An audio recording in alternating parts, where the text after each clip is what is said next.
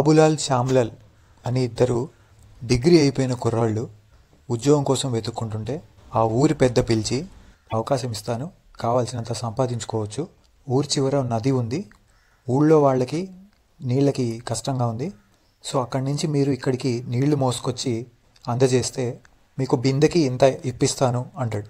So Babulal ఇది విని ఎగిరి గంతేస్తాడు, ఇంకా పర్మనెంట్ జాబ్ వచ్చేసిందని ఫీల్ అవుతూ ఉంటాడు. కానీ శ్యామ్లాల్ చాలా తెలివిగా ఆలోచించి కొంతకాలం బాబులాల్తో కలిసి పనిచేసి ఆ సంపాదించుకున్న డబ్బులు ఖర్చు పెట్టకుండా దాచిపెట్టి ఒకరోజు డైరెక్ట్ నది నుంచి ఊళ్ళోకి పైప్ లైన్ వేసేస్తాడు, ఒక నల్లా ఫిట్ చేస్తాడు, కూర్చొని కాలు మీద కాలు వేసుకొని సంపాదిస్తాడు. వీడి మాట వినని బాబులాల్ మాత్రం అలాగే ఉండిపోతాడు. సో ఇందులో నీతి ఏంటంటే బిజినెస్ కోసం ప్లాన్ చేయడం, ఆ బిజినెస్కి కావాల్సిన అమౌంట్ జాబ్ ద్వారా సంపాదించింది పెట్టుబడి పెట్టుకోవడం, కూర్చొని సంపాదించడం.